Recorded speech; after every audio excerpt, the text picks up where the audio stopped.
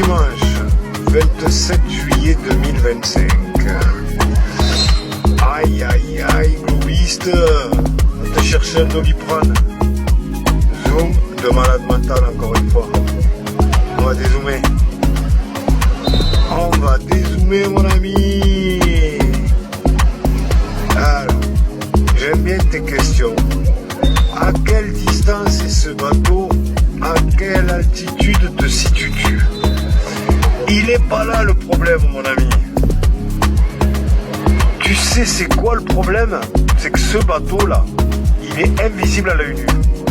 Alors que tu sois du sol, 10 mètres d'altitude, 30 mètres, 100 mètres d'altitude, ce bateau, tu ne le vois pas à l'œil nu. Ok?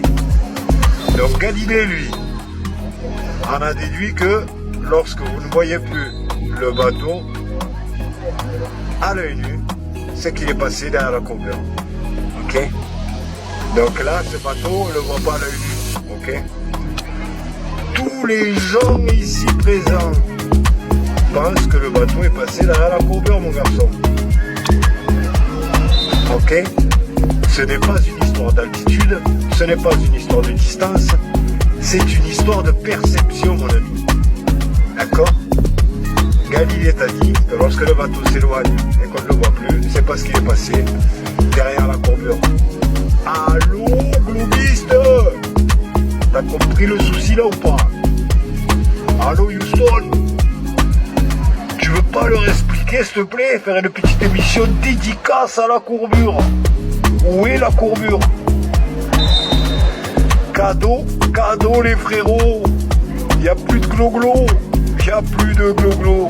Imaginez, vous mettez une barque, là on va pas prendre un paquebot, on va prendre une bête barque qui est juste devant vous, et vous faites partir cette petite barque, vous la tirez avec une corde à travers le couloir, à un moment donné, cette barque va commencer à se réduire jusqu'à disparaître. Bon après, bien sûr, il n'existe aucun hôtel qui aurait un couloir assez long, mais après il faut s'imaginer que ce que j'observe avec mes yeux, donc, et ça ce sont des effets, et on est sur des lignes droites là, complètes.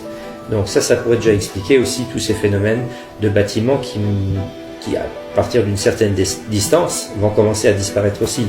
Mais justement, ce que tu viens de dire, il y a quand même aussi des personnes qui, avec des appareils photo ou bien des caméras très très performantes, ont justement zoomé des choses à des distances vraiment faramineuses et l'objet, la chose, était toujours visible. Et ça, donc sur une centaine de kilomètres. Et ça, c'est comme un peu étrange de s'imaginer qu'on a à ras du sol, c'est-à-dire c'est pas maintenant un bâtiment qui va se réduire, mais à ras du sol, on voit toute la surface donc, de la ville. Et voilà. Et donc ça rentre, encore une fois, je ne dis pas forcément dans la théorie d'une Terre complètement plate, mais en tout cas où la courbure est tout à fait différente de celle que l'on nous propose. Et bien sûr, tout cela est relié bien sûr à mes recherches, donc j'ai commencé vraiment à m'intéresser à ce sujet-là, et moi ce qui m'a tout de suite aussi mis la puce à l'oreille, c'est le fait de savoir, donc ça c'est maintenant une chose qui est aujourd'hui, elle est de plus en plus répandue et connue, qu'à la fin de la Deuxième Guerre mondiale, eh bien tous les grands scientifiques qui travaillaient pour les nazis, comme même Wernher von Braun, donc tous les grands scientifiques, que ce soit maintenant dans l'aéronautique, que ce soit dans la médecine et différentes branches, ben, ces personnes qui ont travaillé pour les nazis ont été rapatriées en Amérique. La plus grande part se retrouve en Amérique, il y en a certains qui vont en Russie, et ils appellent ce projet Paperclip, le projet Paperclip.